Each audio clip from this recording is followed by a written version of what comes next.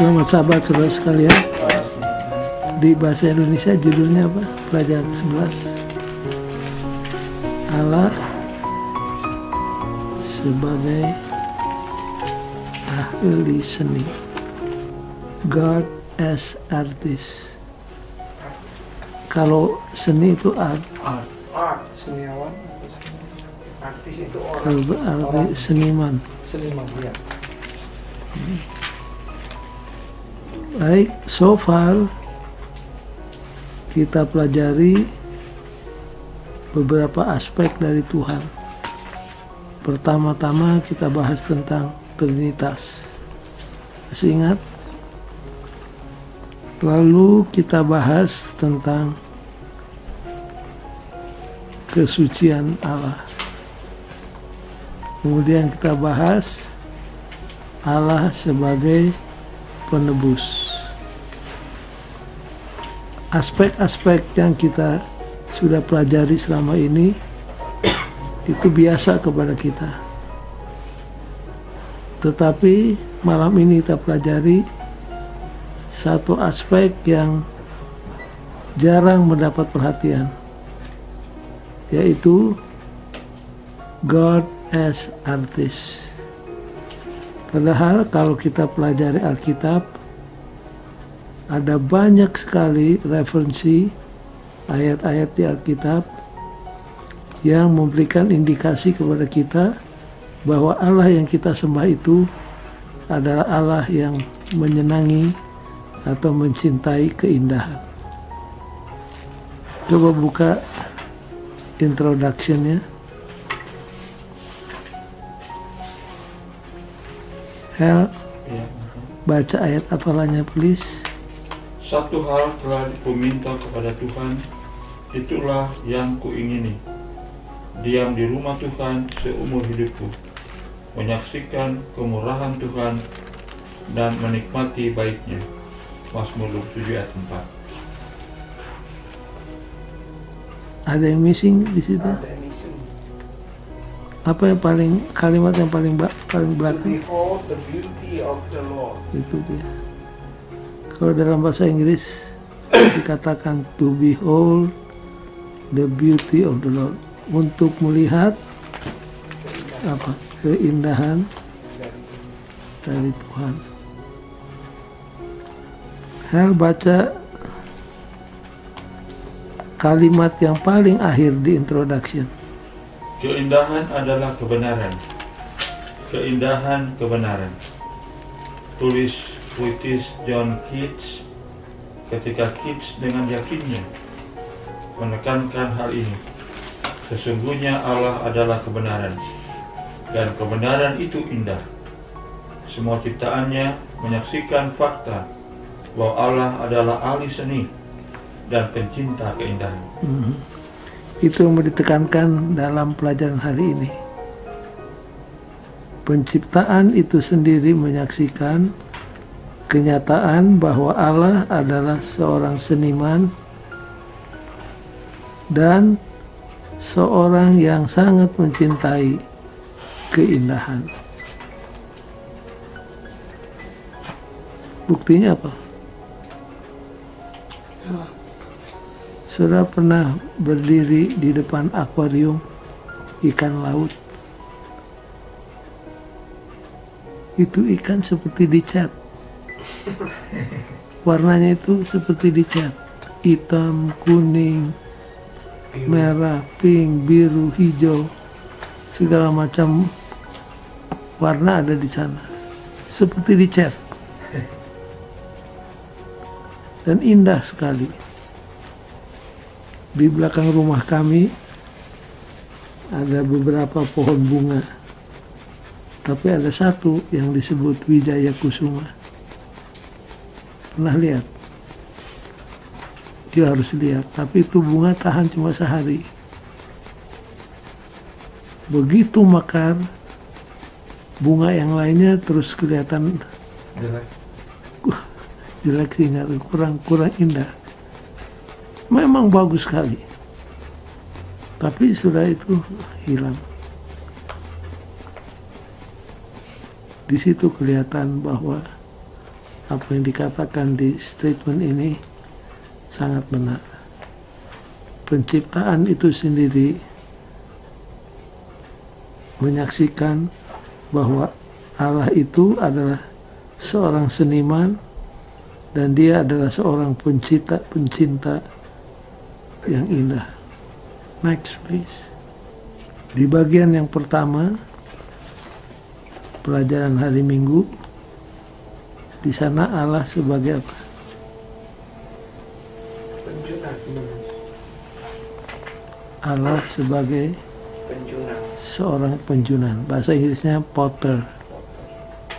Potter itu orang yang membuat berbagai macam fase bunga, periuk, dan lain sebagainya. Kalau di Jawa Barat, yang banyak di Purwakarta, Tangerang, Kerawang, sudah pernah lihat?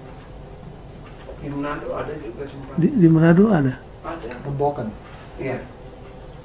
Sampai mereka gelar penjual tanah air. Penjual tanah air. Mereka pakai Bentuk. bendi masuk ke kampung-kampung. Itu di pedal juga.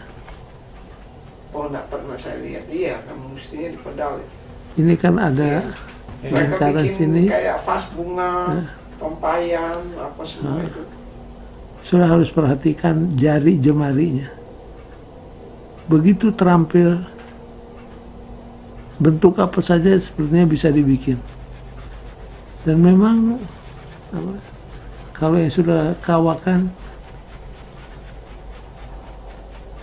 dia pegang itu tanah liat, sesudah diputar dan diputar pedalnya, tidak lama muncul sebuah fase bunga yang bagus.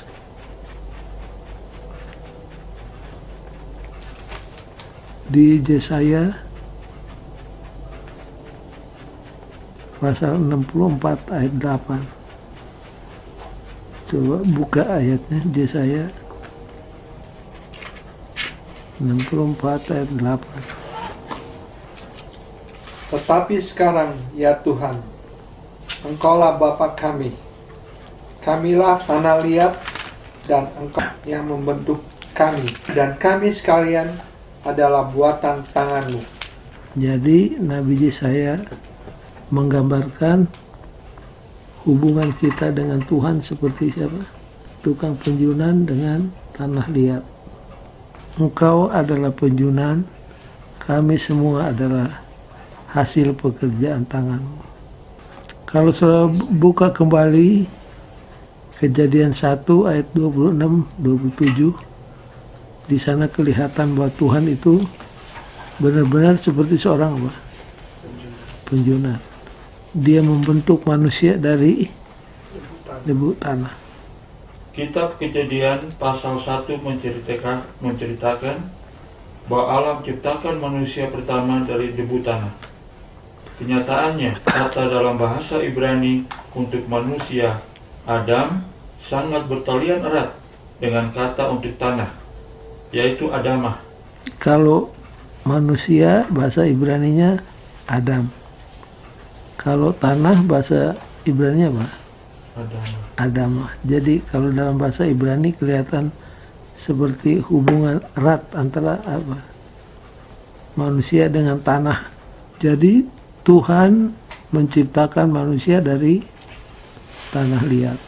Masih ingat Nabi mana yang pernah disuruh pergi ke rumah tanah liat? Rumah tukang tanah liat. Nabi Yeremia.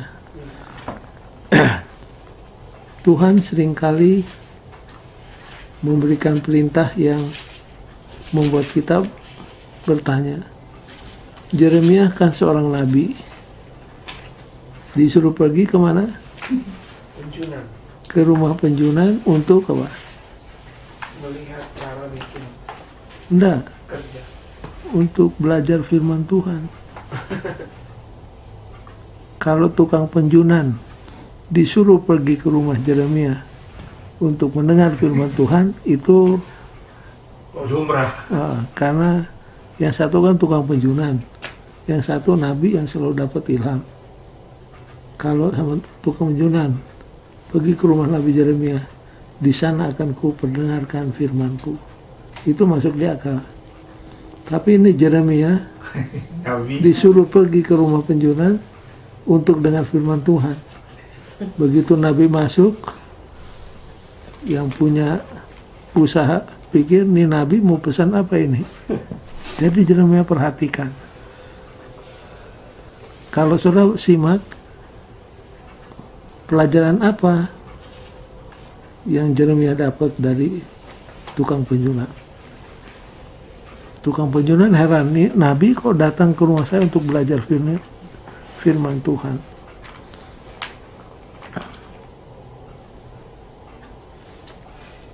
Ingat, Heran. Kesabaran. Seni. Yeremia melihat waktu tukang penjunan itu memutar pelariknya, lalu mulai berputar, lalu dia pegang itu tanah liat, dia bentuk, tiba-tiba salah satu bejana itu pecah di tangan. Waktu pecah, Alkitab bilang, and he made it over again. Jadi waktu pecah, dia tidak buang dari jendela, tidak afkir, melainkan dia bentuk kembali. Yang rusak, yang pecah, dibentuk kembali. Itulah Tuhan kita. Kita sebagai bejana yang terbuat dari tanah liat rapuh. Seringkali kita juga pecah, jatuh ke dalam dosa. Tapi terima kasih, Tuhan tidak lantas buang. Tukang penjunan itu made it over again. Itu di Yeremia 18. And he made it over again. Tuhan itu sabar seperti tukang penjunan. Begitu benda itu pecah, dia bentuk kembali. Itulah yang kedua. God recreating us in His image. Jadi Tuhan bukan cuma menciptakan. Kalau yang diciptakannya rusak, Tuhan sedia untuk apa? Made it over again. Itulah Tuhan sebagai potter. Yeremia 18. mulai 1. Pelajaran dari pekerjaan tukang periuk. Nah, pelajaran nih. Firman yang datang dari Tuhan kepada Yeremia, bunyinya, pergilah dengan segera ke rumah tukang periuk. Di sana aku akan mendengarkan perkataan-perkataanku kepadamu. Jadi Nabi di rumah tukang periuk untuk mendengar firman Tuhan. Terus? Lalu pergilah aku ke rumah tukang periuk, dan kebetulan ia sedang bekerja dengan pelarikan. Apabila bejana yang sedang dibuatnya dari tanah liat di tangannya itu rusak, maka tukang periuk itu mengerjakannya kembali menjadi bejana lain menurut apa yang baik pada pemandangannya. Jadi tidak dibuang, tapi dia perbaiki. Kemudian bagian yang kedua, hari Senin. Apa pelajarannya dari yang pertama tadi?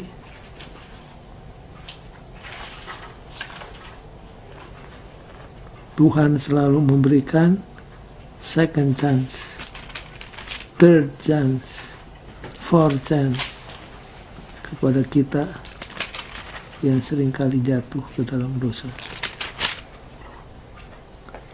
Baik, yang berikutnya, Tuhan sebagai apa?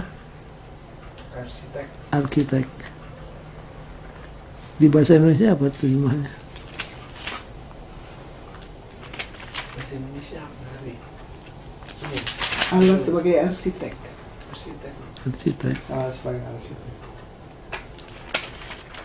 Kalau mendengar kata arsitek, terus apa yang sudah ingat? Gambar. Bangunan. Bangunannya.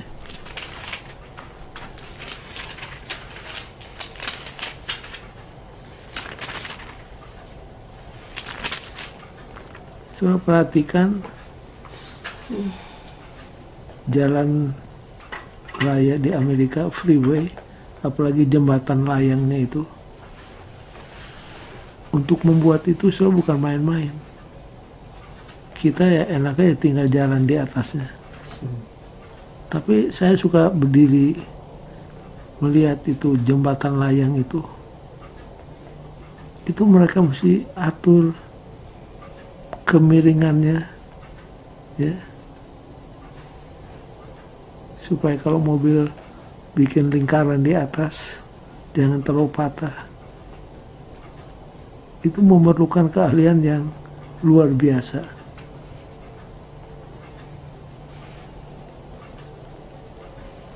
Arsitek bangunan juga memerlukan kecermatan. Jadi kalau membangun itu perhitungannya, ilmu ukurnya semua diperhitungkan. Nah, kalau sudah pelajari Pentateuch, buku Musa yang 5 dari Kejadian sampai Ulangan, selain Tuhan memberikan 10 hukum sebagai satu peristiwa yang sangat-sangat penting,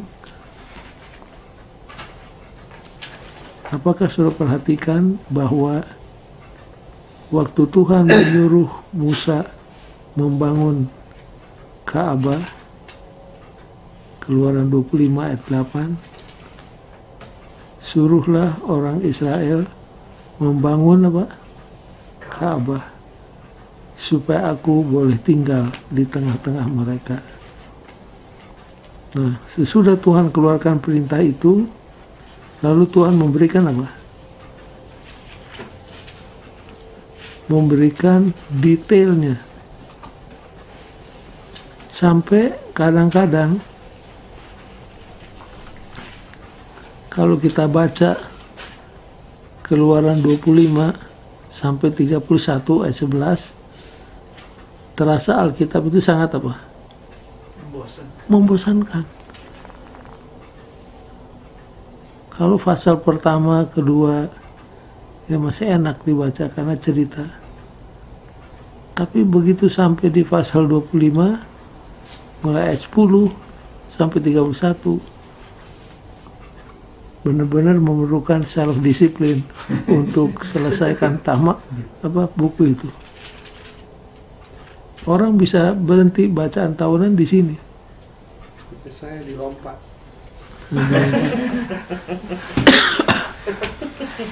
Kalau saudara baca Alkitab versi Reader's Digest, Reader's Digest kan keluarkan Alkitab khusus untuk orang sibuk, orang yang nggak ada waktu untuk baca Alkitab, kebetulan dapat Alkitab, dia mau baca, maka yang tedious, yang membosankan, yang monotonous dihapus. You tahu berapa persen Alkitab yang dihapus? 40%. Termasuk ini yang keluaran ini. Jadi yang silsilah di buku Tawarik, silsilah di buku Bilangan, masih ingat? Oh, itu yang bin. Lalu ini itu delete. Jadi tinggal 60%. Nah, ada orang yang saya mau baca saja. Kalau yang ini seperti tidak ada gunanya.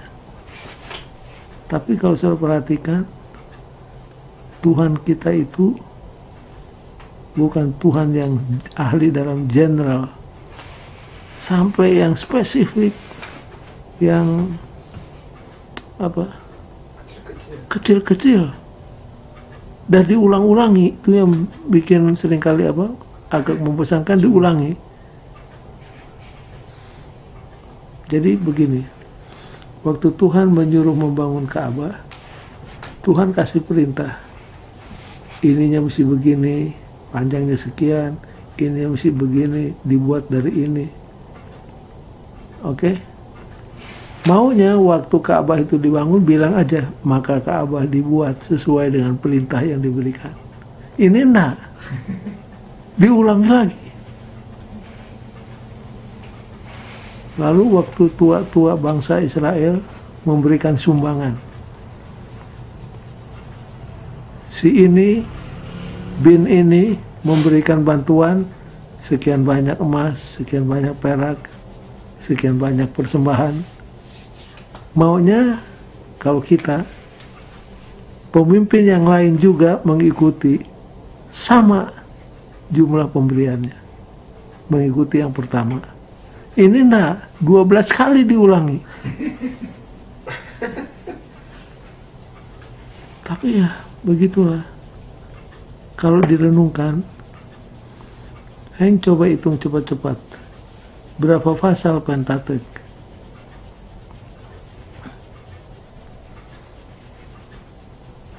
Kejadian itu 50. Ya, buka cepat-cepat.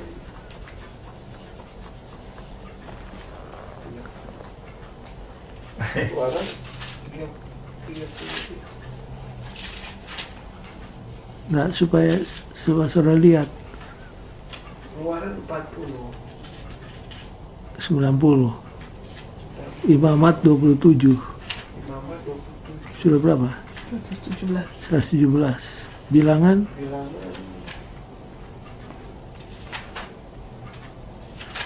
36. 36. Berapa? 100 53. tambah Ulangan ulangan 50.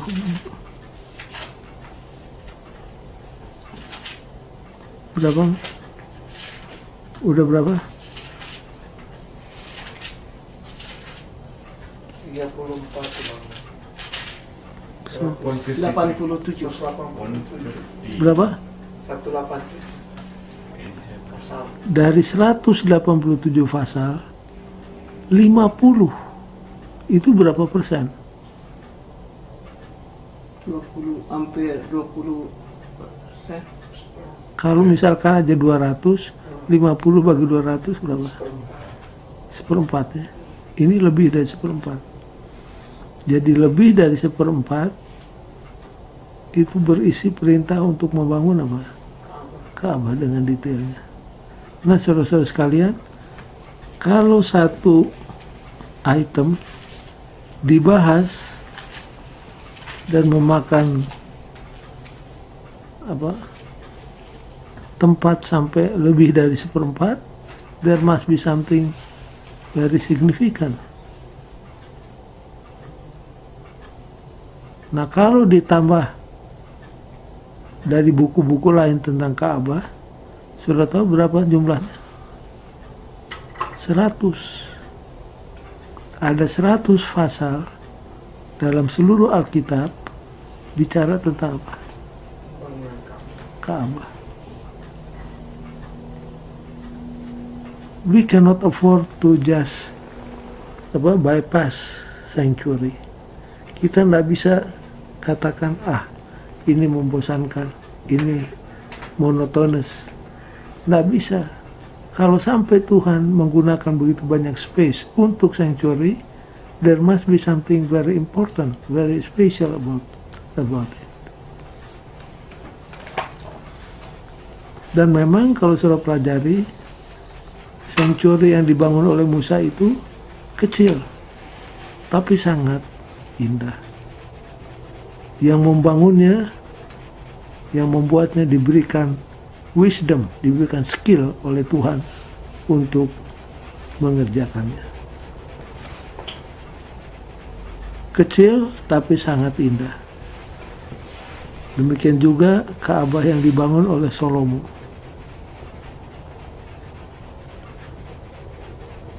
Sangat indah. Ka'bah yang dibangun oleh Zerubabel, masih ingat, diperbaiki oleh Herodes, sampai murid-murid katakan, "Ya Rabi, lihatlah, bangunan Ka'bah itu indah sekali." Waktu Jenderal Titus mau nyerbu Yerusalem tahun 70, bapaknya itu wanti-wanti, "Don't touch the temple." Walaupun mereka orang kafir, tapi menganggap bangunan Ka'bah itu begitu indah, merupakan aksesori dari kota Yerusalem. Don't touch it. Karena memang memperindah tempat. Cuma sayang, cerita dalam sejarah akhirnya mencatat bahwa Ka'bah itu porak-poranda, dibakar dan dihancurkan, sampai tidak ada dua batu yang bersusun seperti yang diramalkan oleh Yesus. Jadi kalau melihat the building of the sanctuary, kita lihat bahwa Tuhan itu sebagai seorang apa? Arsitek, pembangun yang luar biasa. Next please.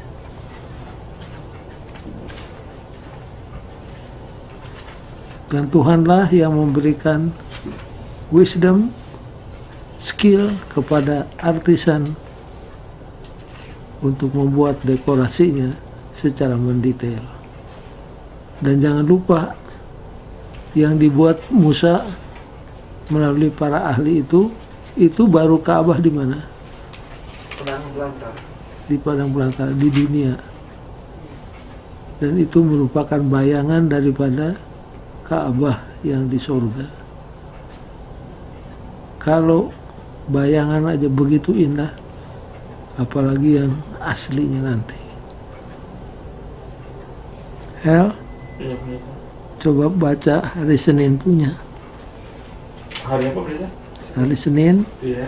paragraf ke 1, 2, 3, ke 4.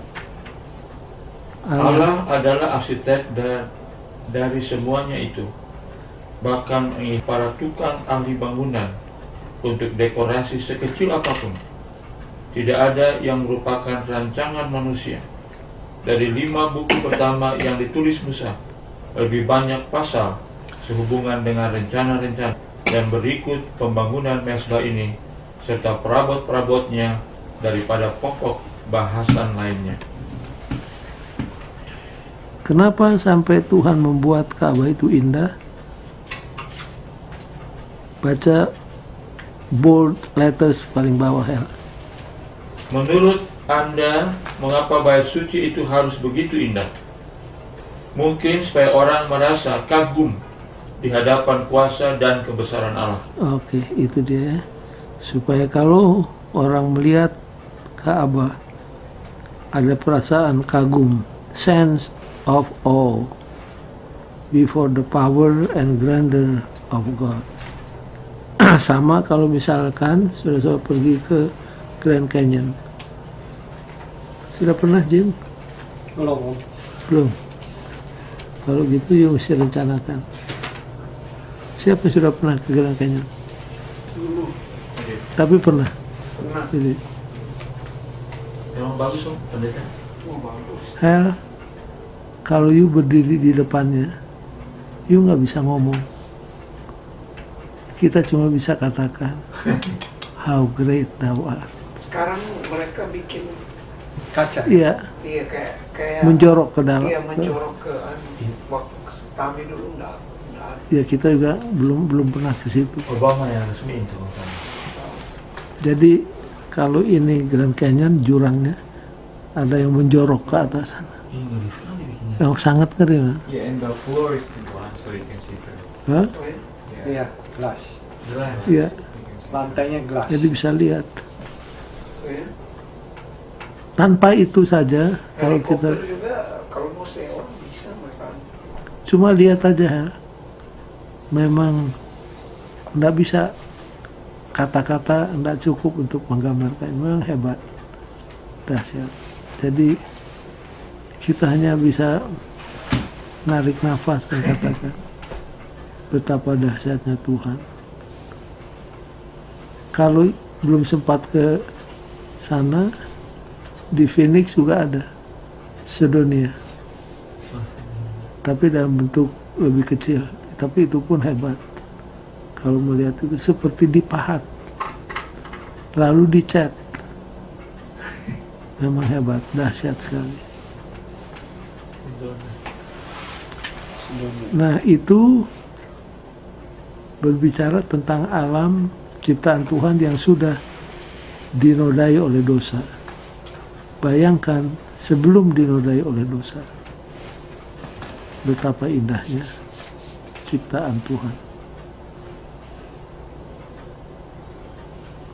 Di lagu anak-anak, bukan lagu gereja, ada lagu tentang pelangi. Pelangi, pelangi, alangkah indahmu. Terus merah putih hijau di langit yang biru, di langit yang biru, prinsip pelukismu agung, aku siapa gerana. Pelangi, pelangi ciptaan Tuhan. Itu. Baik, yang ketiga, hari Selasa.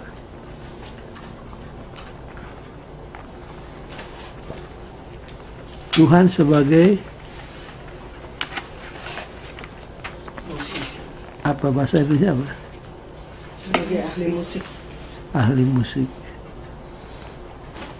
Nah, waktu Tuhan mengatur upacara Ka'bah, ya, kalau saudara perhatikan, salah satu kelompok yang sangat diperhatikan Tuhan adalah siapa? Penyanyi. Penyanyi-penyanyi. Coba kita buka 1 Tawarik 23 ayat 5.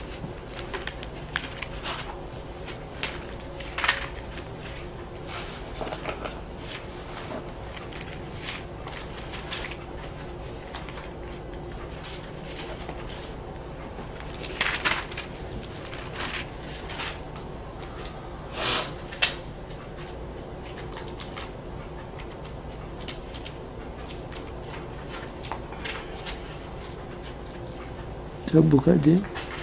1 Tawarik 23 ayat 5, Om. Ya, 1 Tawarik 23 ayat 5.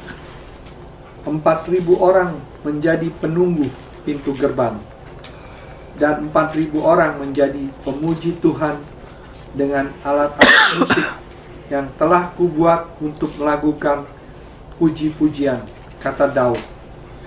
Berapa banyak? 4.000. 4.000 penjaga pintu gerbang, 4.000 juga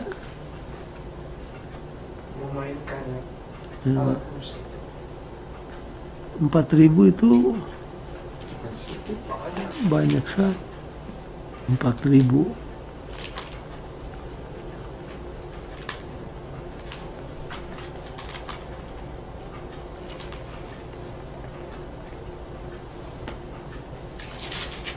Dua Tawarik 29 ayat 25.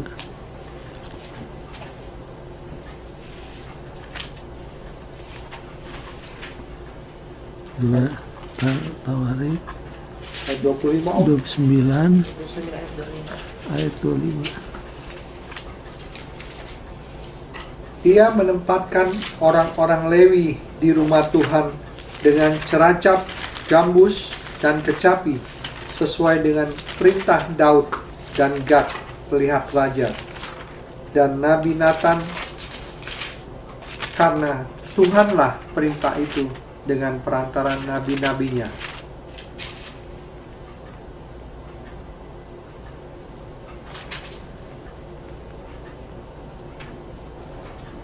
Jadi kalau saya perhatikan, apakah yang ayat ini katakan tentang peranan musik di dalam upacara perbaktian Israel?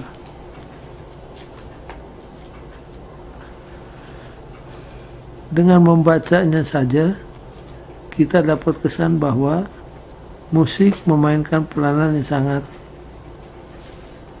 besar, sangat penting di dalam upacara kebaktian Israel.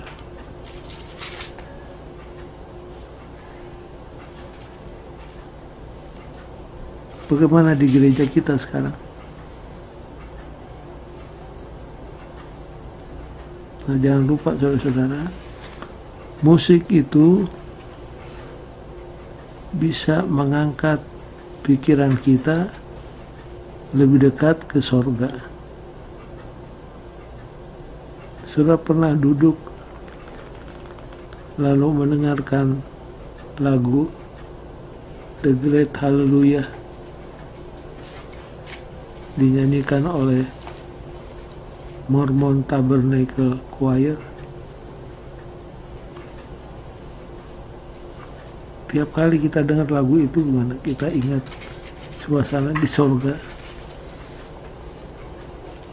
Dan saudara tentu dengar ceritanya. Kalau lagu itu dinyanyikan, kita harus apa? Berdiri.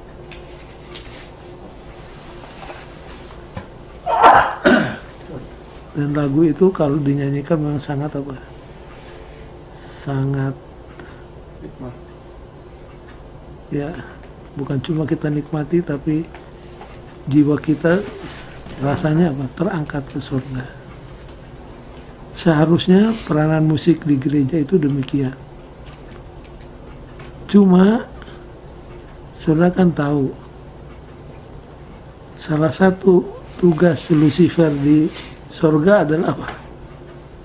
Pemimpin biduan. Pemimpin biduan. Jadi dia tahu bahwa musik ini sangat berpengaruh, for good or for evil. Dan musik yang direncanakan oleh Tuhan jadi berkat bagi sidangnya, seperti berkat-berkat yang lain, diputar balikan, perverted istilahnya, oleh siapa? Oleh iblis. Apalagi dia menguasai masalah apa? Musik. Jadi yang tadinya jadi berkat bisa jadi apa? Jadi kutuk. Karena Lucifer tahu kuncinya. Dia kan pemimpin biduan. Dia bisa putar dari yang seharusnya jadi berkat untuk kerohanian kita, akhirnya menjadi apa? Sekedar entertainment. Dan inilah bahaya yang sedang dihadapi oleh gereja. Ada yang katakan, iya tapi lagu Sion itu ketinggalan zaman. Kita harus menyanyikan lagu-lagu yang apa? Bersemangat. Istilahnya apa? Contemporary music. Ya, kita jangan hanya ingat supaya up to date, tetapi miss the point. Musik itu harusnya membawa kita lebih dekat kepada Tuhan. Tapi kecenderungannya ada sekarang, kita menyanyi bukan untuk memuji Tuhan, tetapi untuk meninggikan diri kita sendiri.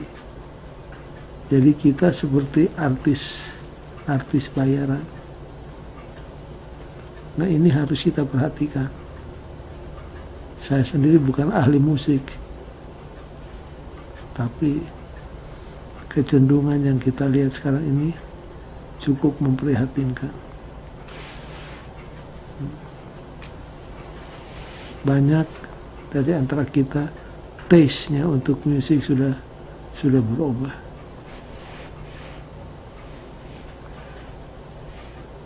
Sehingga di panggung sudah bukan lagi untuk kemuliaan Tuhan, tapi untuk siapa? Untuk menarik perhatian kepada diri sendiri. Itu jangan sampai apa? Jangan sampai terjadi.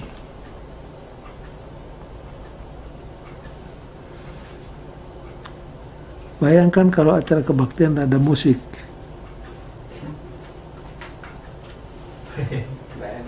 Nah, enak. Sepi. Ya. Orang perang aja pakai. Betul. Karena musik itu is powerful. Saya tidak tahu bagaimana orang bisa tiba kepada kesimpulannya, tapi saya baca bahwa Martin Luther katanya menarik lebih banyak jiwa melalui musik-musik yang digubahnya daripada melalui khotbah-khotbahnya. Saya tidak tahu bagaimana cara orang itu tiba kepada kesimpulan tersebut. Tapi yang mau ditekankan adalah bahwa music is powerful, either for good or for evil. Saudara harus baca artikel yang ditulis oleh Dr. Samuel Bakyoki tentang musik, apalagi musik rock. Bagaimana bahayanya kepada jiwa anak-anak muda kita. Satu kali Sister White melihat di dalam khayalnya ada sebuah gedung.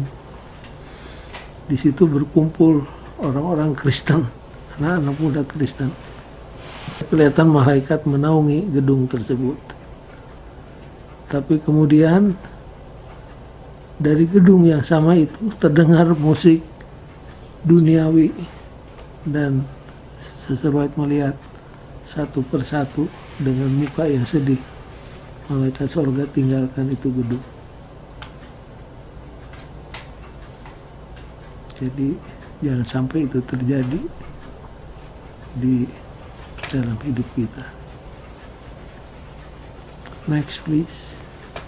Yang berikutnya, Allah sebagai pengarang. Kalau saudara baca Alkitab, ada double blessing di dalamnya. Blessing yang pertama, kita bisa enjoy the literary beauty of the scripture. Cuma ada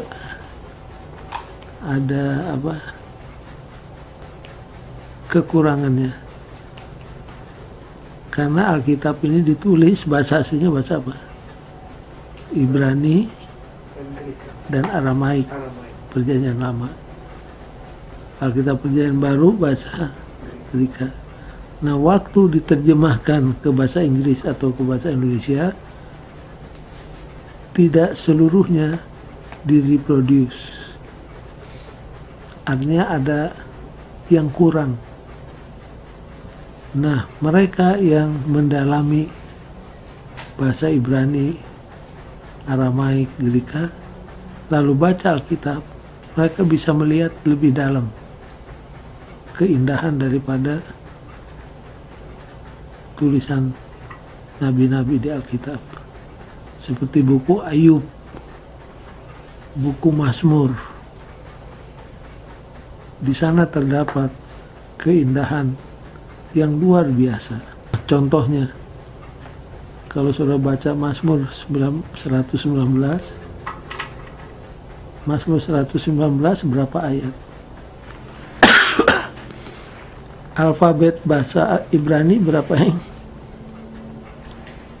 Alfabet bahasa Ibrani ada 22. Nah, kalau kita baca buku Mazmur, jumlah ayat di Mazmur 119 itu 176. Mengapa 176? 176 dibagi 22 berapa? 8.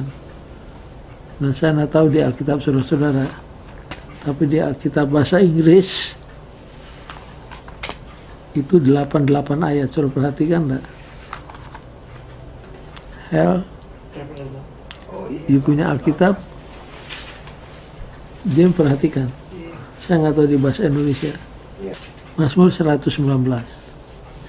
Perhatikan. Nah, kalau dalam bahasa Ibraninya, pasal 119 itu, tiap kalimat dimulai dengan huruf pertama, Alef. Kelompok kedua, Bet. Terus sampai kepada kelompok yang ke-22. Cuma waktu diterjemahkan hilang itu, nggak kelihatan. Tapi kalau baca Ibraninya, itu semuanya alphabetically arranged. 88. 8 kali 22, sama dengan 176. Jadi bukan cuma isinya, tapi strukturnya juga bagaimana. Dibuat begitu rapi. Cuma waktu diterjemahkan ke bahasa Inggris hilang, nggak kelihatan itu apa. Kalau bahasa Ibraninya kelihatan Aleph, Bet, sampai kepada alfabet yang ke-22. Ada lambang-lambang itu apa maksudnya? Yang mana? Itu bahasa Itu huruf. Itu huruf. Huruf Hebrew.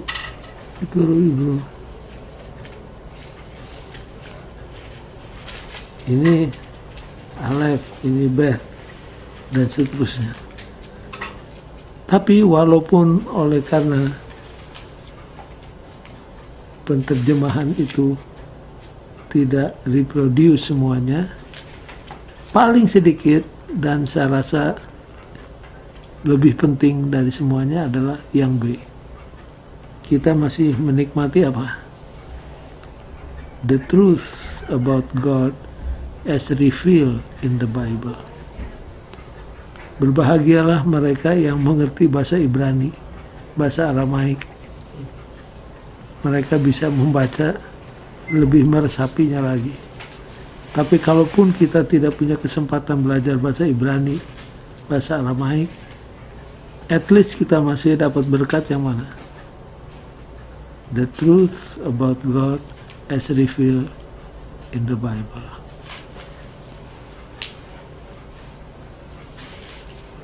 Contohnya tentang tulisan Paulus.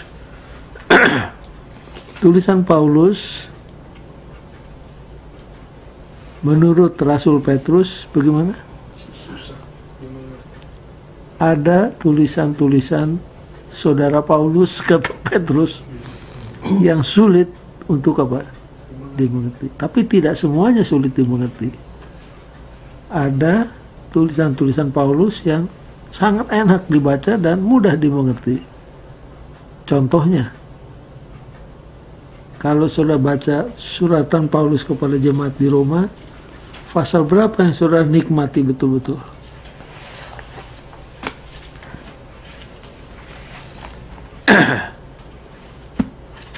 Ada banyak ayat-ayat di dalam suratan kepada jemaat di Roma yang sangat indah. Tapi ada yang sangat enak dibaca dan sangat menguatkan kita. Roma pasal 8. Kalau sudah baca Roma pasal 8, kita benar-benar dikuatkan. Coba kita ambil beberapa ayat.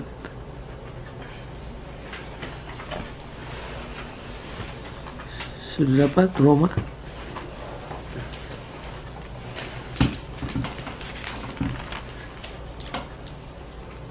Baca mulai ayat yang ke-31. keyakinan iman. Sebab itu, apakah yang akan kita katakan tentang semuanya itu? Jika Allah di pihak kita, siapakah yang akan melawan kita? Kalau Tuhan ada di pihak kita, siapa yang bisa melawan kita? Itu satu kekuatan penghiburan yang luar biasa. Terus? Ia yang tidak menyayangkan anaknya sendiri, tetapi yang menyerahkannya bagi kita semua. Bagaimanakah mungkin ia tidak mengaruniakan segala sesuatu kepada kita bersama-sama dengan dia? Heng, seandainya diminta paraphrase ayat 32, bagaimana bunyinya?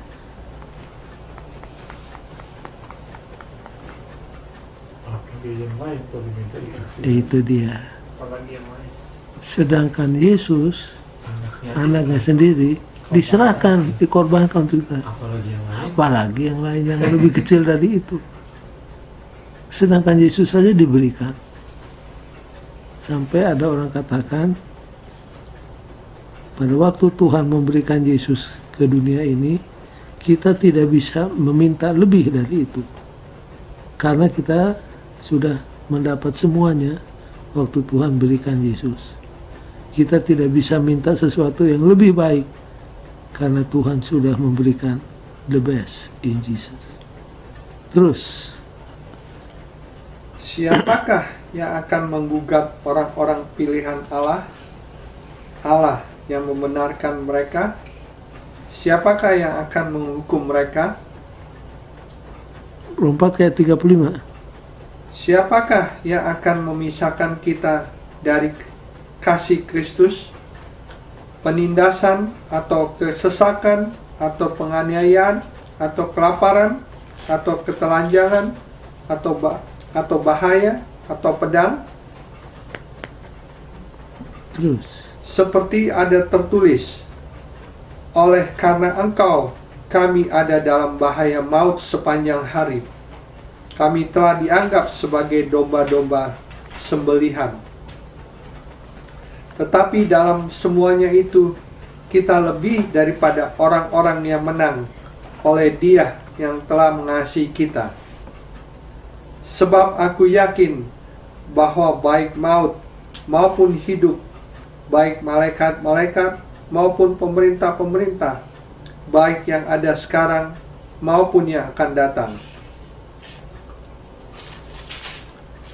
atau kuasa-kuasa, baik yang di atas maupun yang di bawah, ataupun sesuatu makhluk lain, tidak akan dapat memisahkan kita dari kasih Allah yang ada dalam Kristus Yesus Tuhan kita. jadi nothing, tidak ada kuasa manapun juga yang bisa memisahkan kita dari apa?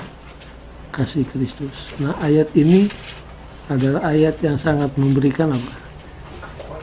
Kekuatan kepada kita yang boleh jadi menghadapi masalah berat dalam hidup kita. Ini adalah janji Tuhan yang sangat indah yang bisa kita klaim dalam hidup kita. Itu contoh keindahan dari suratan Paulus. Kalau dari suratan Yohanes, itu buku Wahyu. Nah, ada orang katakan jangan pelajari buku Wahyu, bisa jadi gila kita. Tapi Alkitab, buku Wahyu sendiri katakan, berbahagialah orang yang apa?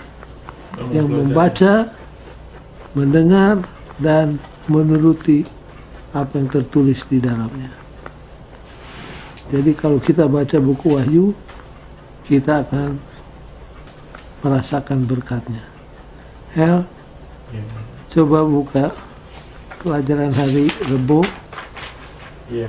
baca paragraf ke 1, 2, 3, 4, The Book of Revelation.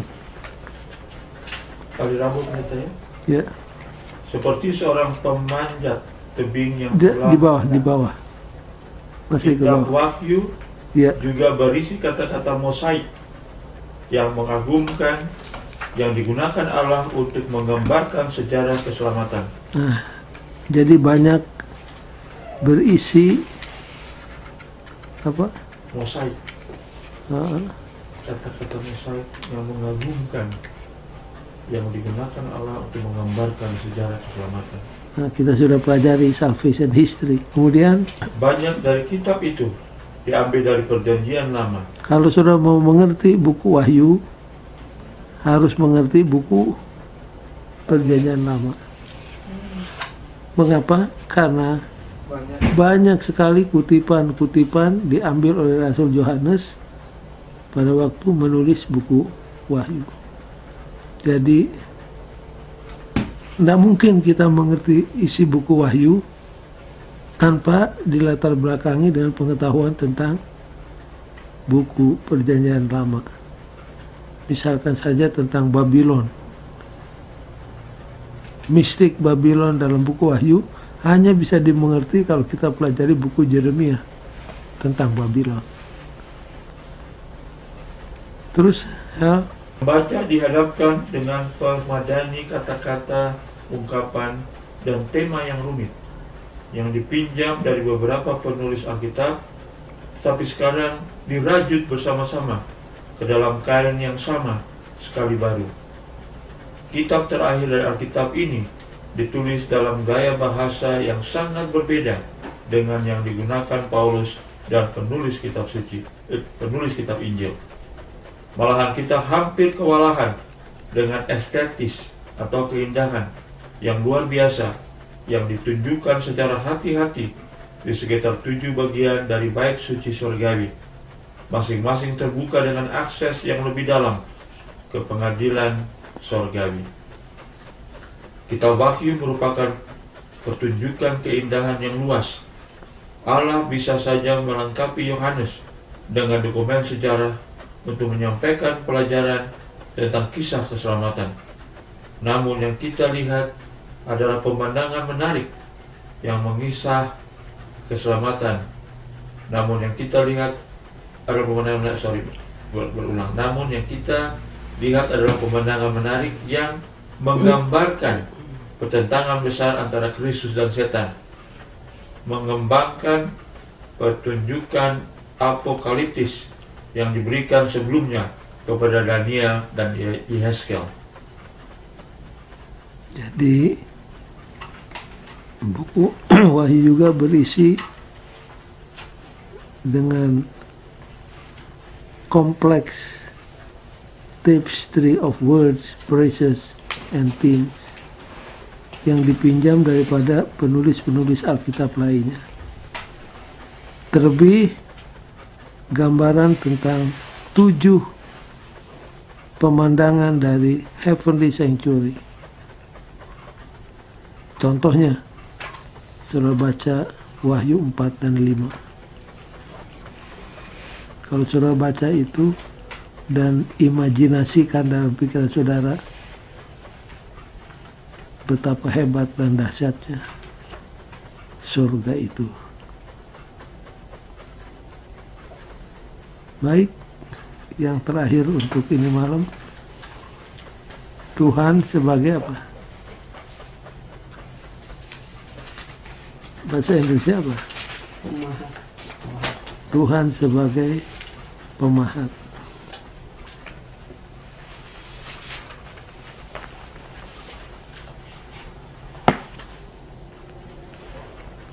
Apa pemahat? Kalau di Indonesia yang banyak di mana? Di Bali dan Jogja. Memang kalau saudara perhatikan, pemahat-pemahat ini otaknya kreatif dengan menggunakan pisau yang tajam, sebatang balok kayu yang tadinya tidak ada wujud apa-apa, tiba-tiba diiris-iris, dibuang yang tidak perlu, akhirnya kelihatan apa? Bentuk yang sangat indah. Laki-laki yang gagah, perempuan yang manis keluar dari potongan kayu itu. Nah, Tuhan juga adalah seperti pemahat. Tapi yang dipahat Tuhan adalah apa? Manusia. Ininya yang dipahat. God sculpt apa? Karakter kita.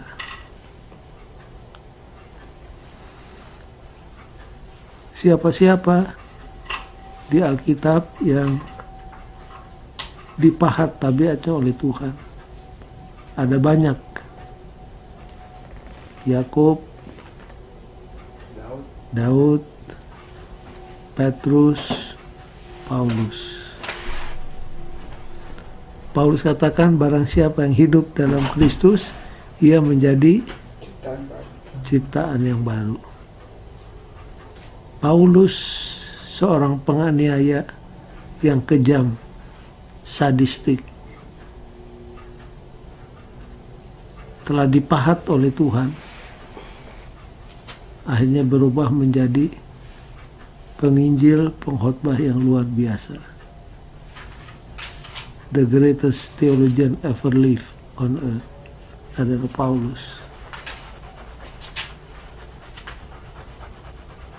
Tapi yang paling menyolok adalah kalau saudara baca cerita tentang siapa? Yang satu ini,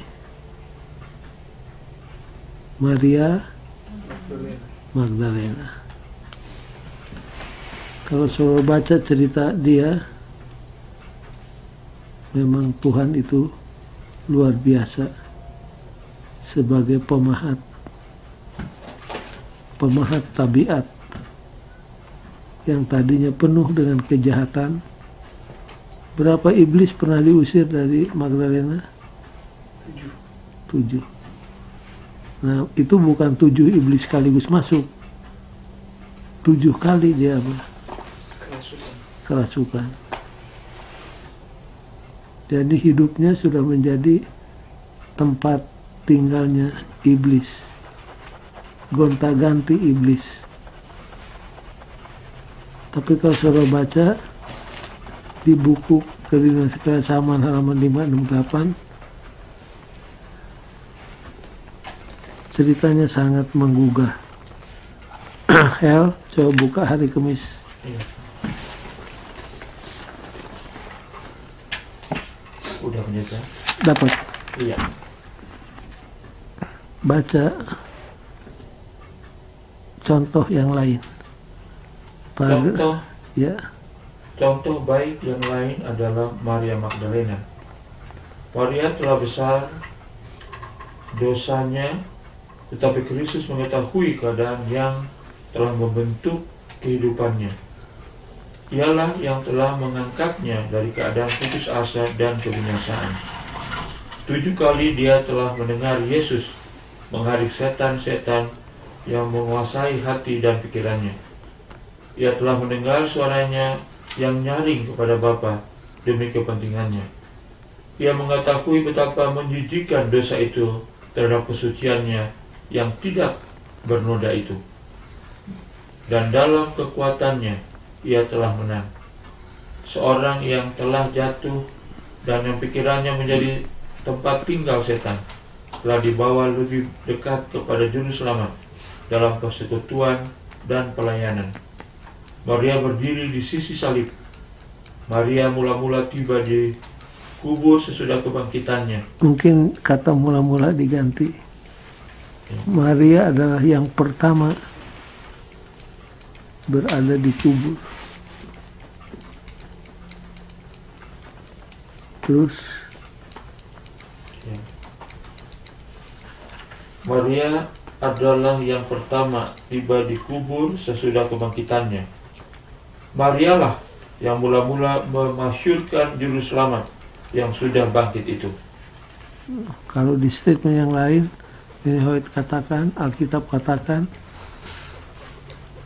di mana saja Injil diberitakan, maka cerita tentang Maria pun akan diberitakan.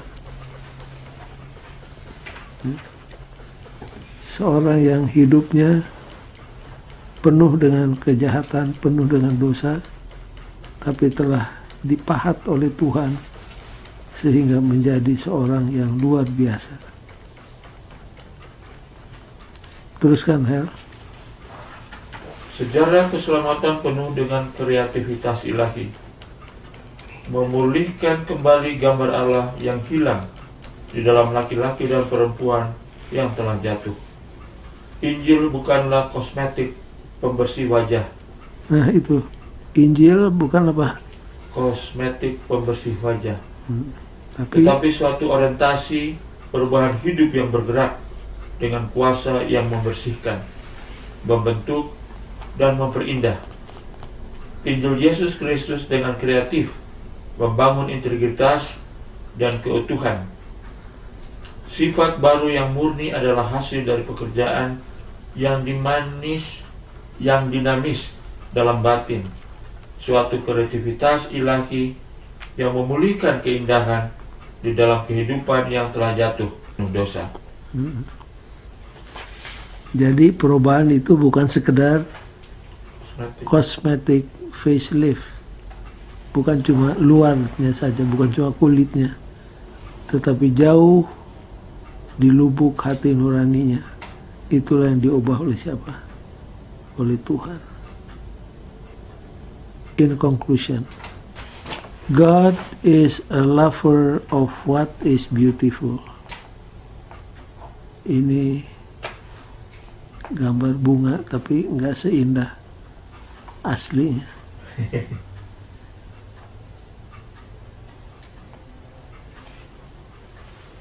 Seperti ini Wijaya Kusuma. Itu Wijaya. Tapi harus sudah lihat yang aslinya. Ada yang merah, Enggak, macam-macam. enggak ada biru, Pak. Ini Itu diambil merah. Merah, ungu, orange, Iya. dari putih. Indonesia. Iya. Iya. memang bagus. Terpesona kita lihat waktu pertama. Tiba-tiba merekah itu pagi-pagi. Cuma sayangnya nggak sampai 1 hari sudah lewat. Tengah malam dia Tengah merekah. malam, iya. Yang mereka. Dia merekah tengah malam. Bagus sekali. Next please. Sudah. Peranan musik di dalam gereja kita sekarang. Apakah mengangkat kerohanian kita dekat ke surga, ataukah mengangkat diri kita? Si Ainsley Church pendeta ya? Church, our church today.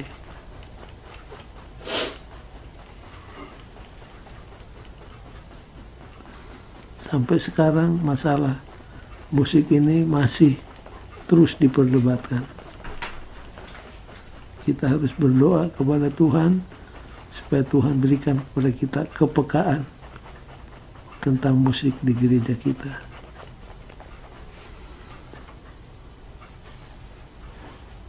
Yang ketiga dan yang terakhir,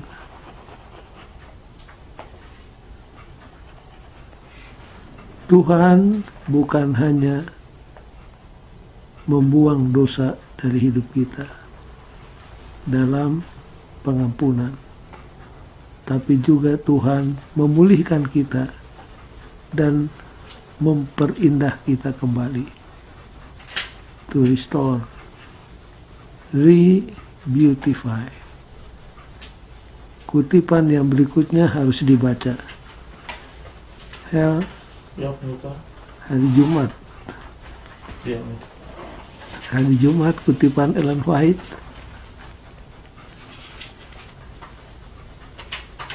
Ya, pendeta. Hari Jumat baca yang pertama. Biarlah kuasa Allah yang mengubahkan itu dialami dalam hati setiap anggota. Maka kita akan melihat hasil dari pekerjaan Roh Kudus. Kematian Yesus bukan semata-mata untuk mengampunkan dosa saja. Dia membuat pengorbanan yang tidak terbatas, bukan hanya supaya dosa bisa dihapuskan, tetapi agar sifat manusia boleh dipulihkan, diindahkan kembali. Apa? Dipulihkan, diindahkan kembali. Garis bawahi kata diindahkan kembali. Dibangun kembali dari keruntuhannya dan menjadikannya cocok untuk hadirat Allah. Terus pendeta? Boleh. Betapa sungguh-sungguh dan tekunnya seorang seniman pelukis bekerja melukis sebuah gambar di atas sehelai kain, dan betapa tekunnya seorang pemahat memahat batu agar dapat menjadi sebuah patung yang menyerupai orang yang dijadikan sebagai polanya. Demikian pula orang tua harus bekerja membentuk, melicinkan, dan memperhalus anak-anak mereka sesuai dengan pola yang telah diberikan kepada mereka di dalam Tuhan. Sebagaimana seorang seniman yang tekun belajar, bekerja, dan mengadakan rencana-rencana untuk menjadikan hasil usahanya itu lebih sempurna. Demikian pula seorang tua harus mempertimbangkan waktu yang digunakan dengan baik dalam mendidik anak-anak bagi kehidupan yang berguna dan melayakkan mereka bagi kerajaan yang kekal. Pekerjaan seorang seniman adalah kecil dan tidak begitu penting bila dibandingkan dengan pekerjaan orang tua. Yang seorang berhadapan dengan bahan-bahan yang tidak bernyawa, dari bahan mana ia membuat bentuk-bentuk yang indah, tetapi yang lain berhadapan dengan seorang manusia yang hidupnya dapat dibentuk untuk kebajikan atau kejahatan, untuk menjadi berkat bagi umat manusia atau menjadi kutuk, untuk menyusun kegelapan atau untuk hidup selama-lamanya di dalam satu dunia yang akan datang yang tidak dinodai oleh dosa itu. Jadi pekerjaan seniman kecil dan tidak terlalu penting kalau dibandingkan dengan pekerjaan siapa? Orang tua. Orang tua. Seniman melukis pemandangan di atas kanvas. Seniman memahat balok kayu menjadi patung. Tetapi orang tua, khususnya ibu, melukiskan tabiat Tuhan di dalam diri anak-anaknya. Seperti siapa? Yang sangat terkenal di bukunya White, Patriarch and Prophet. Yochebed. Siapa Yochebed? Ibunya Musa. Ibunya Musa. Kalau saudara baca cerita tentang Yochebed di buku Sejarah Para Nabi, di sana kelihatan pentingnya pekerjaan ibu terhadap anak-anaknya. Itu buku itu tentang Yochebed, pendeta ya, dari Prophet and Patriarch and Prophet. Patriarch and Prophet. Jadi itu para bapak itu, Sejarah para nabi dan bapak ya. Sejarah para nabi. Para nabi dan bapak. Jadi itulah pelajaran untuk ini malam. Tuhan bukan hanya mengampuni, tetapi memulihkan keindahan tabiat itu dalam hidup kita. Contoh yang paling klasik adalah Maria Magdalena. Kalau tidak pertanyaan, kita akan akhiri pelajaran hari ini.